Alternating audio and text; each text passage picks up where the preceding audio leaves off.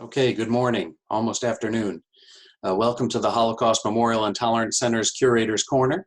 I'm Thorin Tritter, the Museum and Programming Director. This is an online program that's part of a weekly series that we've started as a way to share information about some of the objects in our collection at a time when our museum building is closed. Before I go on, let me just thank you for your support for the Holocaust Memorial and Tolerance Center, and also just say a word of hope for all of you that you're staying safe and healthy. Today, I would like to talk about a few items that are in our first gallery, some paper currency and stamps from the Weimar Republic. The currency was donated to our collection by Lois Lutwin, who I believe is perhaps on this, so thank you. And the stamps were a gift from Ruth Meador. So we are very grateful to them for their gifts, and I hope that this program and presentation will help shed light on the importance of their donations. Maybe before I go on, let me just encourage you, if you have questions, please write them in the chat window, which you should be able to find by scrolling your mouse along the bottom of the screen. And if you open up the chat window, you can type in a question, and I will try and answer it while we're going through this presentation, or while I'm going through this presentation, or if not, at the end of the presentation. Okay, so back to our collection. The currency and stamps in our gallery are relatively small items and are hard to see, easy to overlook, but they provide important insights into the economic challenges that faced Germans in the 1920s and that helped pave the way for the rise of Adolf Hitler and the Nazi Party. So they're well worth spending some time on. There are also one or two peculiarities in the items in our collection, which I think you may find interesting. I certainly did, and I hope you do. Just a word of background on the Weimar Republic. From 1871 until a unified German empire was created out of a conglomeration of independent states in Prussia, until the end of World War I in 1918, Germany was a monarchy. At the end of World War I, however, Kaiser Wilhelm II abdicated, and Germany then adopted a new constitution that had been drafted in the city of Weimar in eastern Germany, and it created a democratic republic where the president and representatives were elected by the people. The Weimar Republic lasted from 1918 until March of 1933, when Hitler, in the wake of the Reichstag fire, gained new powers that enabled him to rule by decree. The items I want to talk about in our collection are items from those years during the Weimar Republic. Let me show them to you in a little bit more detail. Here is a zoomed in photo of one of the pieces of currency we have, one of the banknotes. This you can see is the Zenthausen 10,000 mark note. And you can also see the white number in the bottom right, which shows the value. And you can see the date of the bill's production, which is the 19th of January, 1922. The fact that Germany needed denominations of paper money in this amount, in 10,000 mark units, reflects the rising inflation that the country was seeing in the wake of the end of World War I and in response to the required reparation payments that Germany was forced to make as a result of the Versailles Treaty. Here's a full view of that banknote. The previous denominations of German banknotes had been 10, 50, and 100 mark notes. But in January of 1922, inflation was already surging, and so Germany started producing these 10,000 banknotes, 10,000 mark banknotes. Just think how worthless your $10 bill would be if you needed to use a $10,000 bill for some regular purchases. Think about the economic chaos that that kind of inflation must have brought in Germany. Before I go on to talk about other bills in our collection, let me add one other thing about this banknote, and particularly the face that's on it. If you look very closely and have a creative eye, you may be able to see a subtle jab that the Germans made with this banknote about the reparation payments, which Germans felt were bleeding the country of its wealth. The engravers of the Reich printer chose to use a painting for this banknote by the German artist Albrecht Dürer. The portrait is entitled A Young Man, Portrait of a Young Man. Here you see Dürer's painting on the left and the cropped portrait from the banknote on the right. You can see the similarities. There is, however, an important difference, several differences that were made. The engravers altered the banknote, and particularly the neck of the banknote, so that when turned sideways, you can see a Gothic-looking vampire sucking the lifeblood out of the throat of the man who represents Germany. Again, it does take a bit of a creative eye. You can see on the left where it's not highlighted, and then on the right where you've got the mouth coming in at the neck. Here's a slightly larger version, unadulterated, and you can see where this vampire is sucking the neck, or I think you can see it. This banknote is often referred to as the vampire note.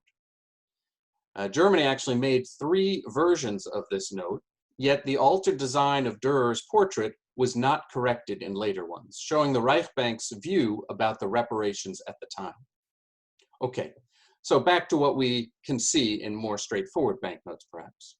We also have 2 other banknotes in our display. Although neither has a vampire on it, one does have a somewhat disrespectful image. This is a banknote from August 15th, 1923, worth 500,000 marks. 500,000, 500,000. So 50 times the value of the 10,000 mark vampire note, and 50,000 times the value of the 10 mark note issued before 1922.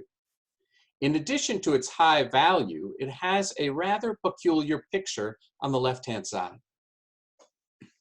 I think you'll agree it's hard to make out what this is. Even zoomed in, it's hard to recognize unless you're from Bonn. This is a picture of a sculpture that's called the Brückenmännchen, which translates to Little Bridge Man. The sculpture was originally erected on the first bridge built across the Rhine between Bonn and Buhl in 1898, when the town of Buhl, then a separate city, refused to help pay for the bridge. The Brückenmännchen was designed to stick his butt out at the Buhl side. The sculpture was meant as a jab by the residents of Bonn at the residents across the river. That original bridge was destroyed during World War II and the sculpture damaged, but there are 2 recreations still visible in Bonn today, one on a flood protection wall and one on the new bridge across the Rhine. And I think they give you a better sense of what's depicted in the banknote. You can see the character sticking his rear end out in a rather unflattering way, and you can see his cheeky expression. While I have not been able to find much about this particular banknote, it seems to me that the decision to show this man sticking his butt out may well have been based on the same idea as the vampire note, and was intended as a rude jab at the reparations payments that were causing the inflation that necessitated the printing of this high-value banknote. Even ruder than the image, however, is the short quote that's included in small print at the bottom of the image. You can see the very bottom, it says, Dat Brühl Brückenmännchen, the little bridge man of Brühl. Above it, in slightly bolder print, it says, Die Zeit kann mich. This is an incomplete sentence. Die Zeit means the time, but kann mich is part of a rude expression that can be finished am Arschlechen, and essentially means kiss my ass, if you'll excuse my language. So the suggestion in this partial line is the time can kiss my ass, or the reparation payments can kiss my ass. Again, excuse my language. So you see there why I think it's similar to the vampire note. Okay, one more banknote to look at. This is one produced just 7 days after the 500,000 mark note that we just saw, and was valued at 10 million marks. 10 Millionen. The 10 million mark, the 10 million mark note is 20 times as valuable as the 500,000 mark note. So imagine if the US came out with not only its own $100 Ben Franklin, but a $2,000 bill, 20 times the value of the $100 bill. That's what happened in Germany in 1923. These banknotes both point to the hyperinflation that took place in Germany as the country printed more and more money to pay for commodities or foreign currency, which were needed for the reparation payments Germany needed to pay to the Allied powers. That's the inflation. As more paper money entered circulation, the German marks became less and less valuable. Older money in smaller denominations essentially became worthless. I see there's a question somebody posed just about the bridge man, which asks whether the reparations, whether the jabs were recognized by Germans at the time. And yes, they were. Both the vampire, that's definitely, a lot of people have noted that. The Brückenmännchen one, I'm not sure if it was as well known, but these things would have been recognized for sure. Okay. I have one more slide about this, and this just shows you the way the reparations affected the value of the mark and the inflation. It shows the value of the mark in relation to the US dollar between 1919 and 1923. In 1919, there were about 4 marks to 1 US dollar. By November of that year, as the impact of reparations became more visible, the mark fell to 330 to the dollar. Oh, sorry. Reparation payments, when they began in 1921, made it 75 to the dollar, and then by November, 330 to the dollar. After an effort organized by J.P. Morgan in 1922 to ease the reparation payments failed, the bottom fell out. The mark dropped to 800 to 1 US dollar by December of 1922, and it continued to slide through 1923 at an accelerating pace. By 1923, a 1 pound loaf of bread in Germany cost 3 billion marks. A glass of beer was 4 billion, and 1 pound of meat was 36 billion. People's life savings evaporated overnight. The paper money that was printed became more valuable than the actual currency that was on it. The 10 million mark note in our gallery that I talked about was worth about 10 US dollars in August of 1923 when it was printed. You could have purchased a couple of beers with it. By November 1st of that year, though, a couple of months later, it was only worth about 7 cents. And by the end of November, it was worth less than 1 US cent. That was how quickly things deteriorated.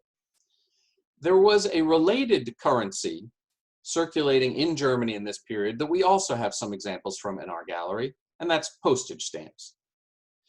The interesting thing about the stamps is that at least in one case, the German mark devalued so quickly that Germany printed a stamp and then before it went into circulation, reprinted a new value over the top. Thus, in one stamp, you can see the impact of the hyperinflation. Here is one example of that stamp in our collection. How much is this one worth? Can you see? You can see that now it has the black 250,000 marks note value. But underneath, I think you can also see the value that it was originally printed on, which just says 500 marks. So the stamp went from 500 marks to 250,000 marks. When this stamp was reprinted for the second time with the 250,000 value in August of 1923, it was worth the equivalent of about $1. But quickly, 250,000 marks became worthless. 2 months after it was printed, 250,000 marks was worth less than 1 US cent. So Germany started printing new stamps to keep pace with the inflation. Our gallery includes 2 other examples of these later stamps. The first is a 500 million mark stamp. That's 2,000 times the value of the 250,000 mark stamp. And then a second stamp that came out later, 20 billion mark stamp. That's 80,000 times the value of the 250,000 mark stamp. Imagine the price of something that regularly purchased that you regularly purchase increasing 500 times and then increasing by another 2,000 times in the next 2 months. That's what took place. I think of the example today of milk. Now, if I go to the store, I can get milk for about $4 a gallon. Imagine if by July, the price surges up to $2,000, 500 times the current price. And by September, if it went to $400,000, that would be 2,000 times the July price. That's the type of hyperinflation that was taking place in Germany, and I think you can get a sense it would really cause chaos. Now, in this type of hyperinflation, there were some who benefited, namely landowners, also owners of precious metals or jewels, hard currency, that retained its value despite the devaluation of the paper currency, and debtors also benefited. So if you owed 1,000,000 marks, suddenly paying off 1,000,000 marks in 1923 wasn't so hard, especially compared to what it would have been in 1918 or 1910. However, most people were losers, and the biggest losers in this hyperinflation were creditors, so banks, anybody who lent money, they obviously were not getting any money back that was worth anything. Small businesses that relied on sales also hurt very strongly because they couldn't keep pace with the cost of goods, so they couldn't get enough sales volume or the price to match the cost. And anybody with bank assets, if you had savings, you lost them. Your life savings could disappear. Retirement savings could disappear. And as somebody is noting, there was tremendous anger at that time by most people. And there were all kinds of efforts during the Weimar era by the government to get a handle on things. And the United States was involved as well, but they failed. That's the bottom line. Until, and this is an important point, hyperinflation was brought in check. Hyperinflation caused a tremendous upheaval, unemployment, food shortages, political stability, but often overlooked is the fact that it was under control by the end of 1923. It didn't run unabated until Hitler's rise in 1933. The hyperinflation came to an end in 1923 when Germany issued a new currency, the Rentenmark, which replaced the paper mark and was backed by land values to sustain its value. But each Rentenmark was worth 1 trillion old marks, 1,000,000,000 old marks, one with 12 zeros. It's a number that's kind of unfathomable, but that was the eventual effort to stop the hyperinflation. American loans passed as part of the Dawes Plan in 1924 also helped stabilize the German economy, ensuring Germany could pay its reparations and didn't need to embrace this kind of printing of money. And with its economy stabilized in the end of 1923, Germany went through what's referred to as the golden age of the Weimar Republic through the rest of the 1920s. It was when the American stock market crashed in October of 29 that there was a new round of economic trouble in Weimar Germany. And Germans well remembered all of the damages and difficulties that they had been through just 7 years earlier.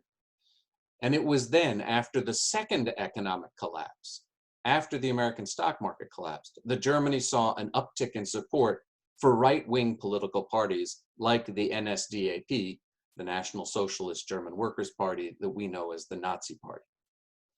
The small banknotes and tiny postage stamps in our galleries are a physical reminder of the economic chaos that Germans remembered in 1930 and that fueled the rise of Adolf Hitler. Okay, let me stop there and just give you a moment to type any additional questions you might have in about these items. They're really fabulous, and I hope that you've enjoyed looking at them with me.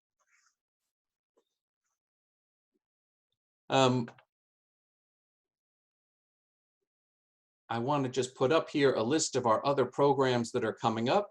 I hope you'll join me for our program tomorrow at 11:30 about the history of bagels and bialys to celebrate the end of Passover tomorrow night. Also join us for our Curator's Corner next Wednesday at 11:30 when I'm going to talk about a Nazi children's book in our galleries. And on this coming Sunday, I hope you'll join us for our Yom HaShoah program. I see a note here, a question: were the reparations ever paid off in full? I can't remember the exact date, but yes, they were paid. I think it was something like in the 1990s, the final payment was made by Germany on the reparations. So it took a long time. And there were all kinds of economic studies that have been done, or there are all kinds of economic studies that have been done about how much did Germany actually pay.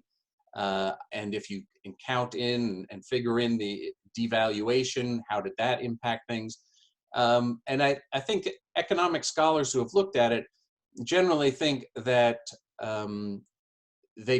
Germany paid far less than initially was required by the Versailles Treaty, but it obviously had a huge impact even in the short term. There may well have been things Germany could have done to prevent the hyperinflation that followed, but the bottom line was there were significant reparation payments that they were trying to take care of. One other question I see here about were the Jews a specific target during the Weimar Republic? And the answer is no, that there wasn't a huge outpouring of anti-Semitism during the Weimar years. However, when the second collapse came, and one of Hitler's ideas was that blame the Jews. He had tried that during the 1920s. The Nazi Party had existed, but it had been peripheral or teeny, and the support had been minimal.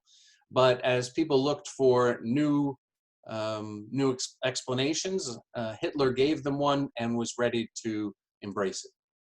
Okay, well, thanks very much, and have a good afternoon. I look forward to seeing you at our future programs. Thank you.